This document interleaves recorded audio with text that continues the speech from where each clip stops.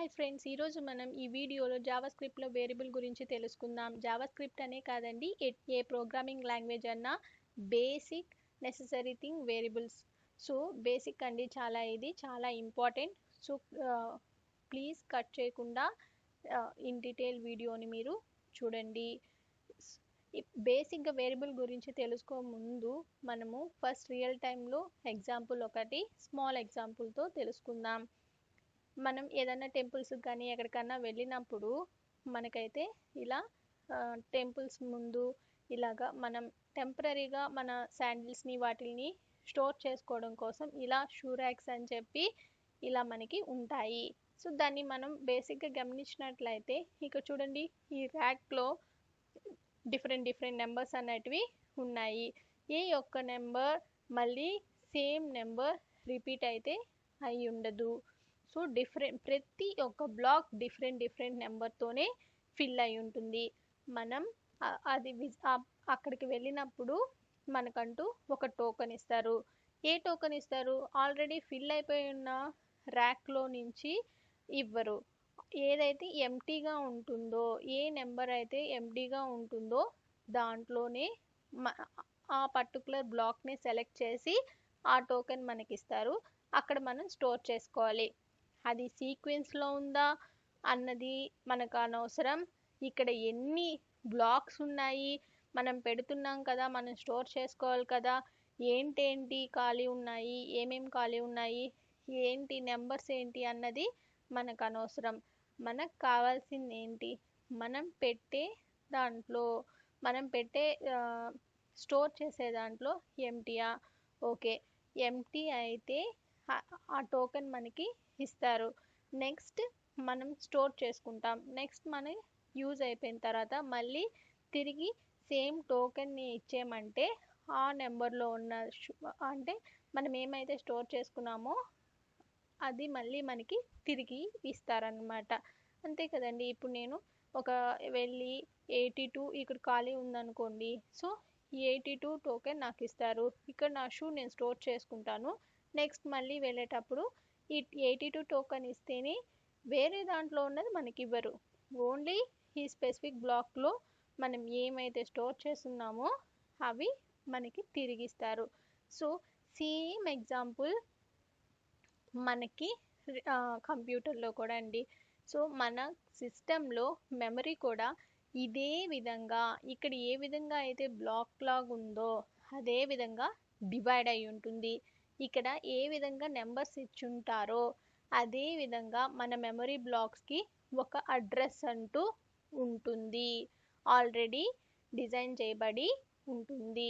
అయితే మరి ఆ అడ్రస్ని మనం యూజ్ చేసుకోలేం, ఎందుకంటే అది కన్వీనియంట్ బేస్డ్ అయి ఉండదు. ఇక్కడైతే చూడండి, ఇక్కడ నేను మెన్షన్ చేశాను. ఇక్కడ ఈ విధంగా మన సిస్టంలో మెమరీ అన్నది డిఫరెంట్ బ్లాక్స్ లెక్క డివైడ్ అయి ఉంటుంది.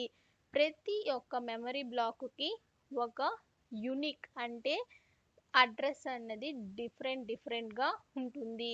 ఏ ఒక్క బ్లాక్ యొక్క అడ్రస్ సేమ్ అయి ఉండదు, అంటే 2 బ్లాక్స్కి సేమ్ అడ్రస్ అసైన్ చేసి ఉండరు. సో ఇదన్నమాట అండి.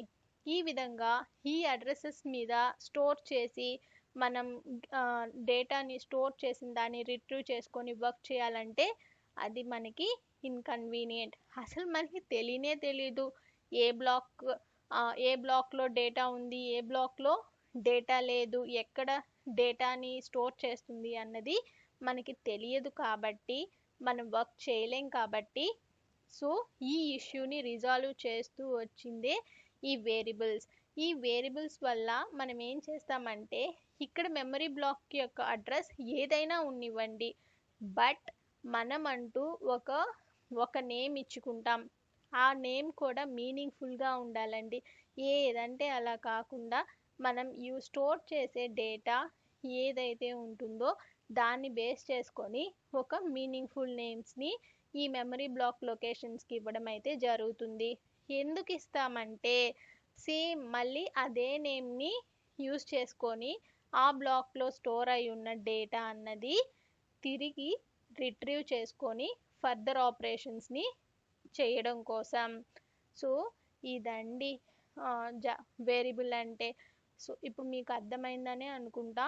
ఇప్పుడు ఇది చూడండి, variable is used to store data temporarily in computer memory.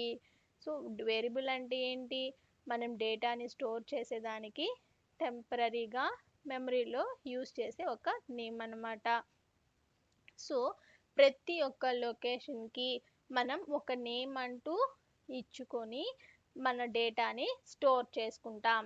అదే అండి సెకండ్ పాయింట్. నెక్స్ట్, ఎందుకు ఇస్తాం అలా అంటే మళ్ళీ ఆ డేటాని రిట్రీవ్ చేసుకొని యూజ్ చేసుకోవడం కోసం. సో మీకు ఇంకా క్లియర్గా అర్థం కావాలంటే ఇక్కడ ఈ శాంపుల్ చూడండి. మామూలుగా జావా స్క్రిప్ట్లో లెట్ అన్న కీవర్డ్ని యూజ్ చేసి వేర్ కీవర్డ్ ద్వారా వేరియబుల్స్ని డిక్లేర్ చేస్తూ ఉంటాం. ఇక్కడ చూడండి, ఏ ఈక్వల్ టు 3 అజైన్ చేసాం. మామూలుగా మెమరీ లొకేషన్స్లో ఈ విధంగా అడ్రసెస్ ఉంటాయి. సో ఈ విధంగా మీరు ఒక స్టేట్మెంట్ని రాసి సెమికోలన్ ఇవ్వంగానే ఇదేం చేస్తుంది అంటే ఇలా డిఫరెంట్గా ఉన్న మెమరీ లొకేషన్స్లో ఏదైతే ఓన్లీ ఎంటీగా ఉంటుందో, ఎంటీ అంటే ఏ బ్లాక్లో అయితే డేటా అన్నది స్టోర్ అయి లేకుండా ఉంటుందో ఆ black.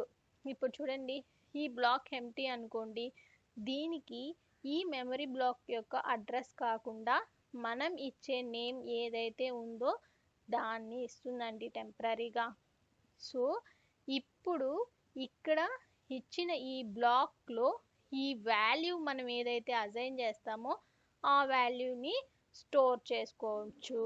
So A equal to 3 అనగానే ఈ బ్లాక్కి టెంపరీగా ఏ నేమ్ ఇచ్చి ఇక్కడ 3 అన్నది స్టోర్ అవుతుంది. అదేవిధంగా బి ఈక్వల్ టు 7 అనగానే ఇక్కడ బి అన్నది టెంపరీగా నేమ్ క్రియేట్ అయ్యి ఈ బ్లాక్లో మనకి 7 అన్నది క్రియేట్ అవుతుంది.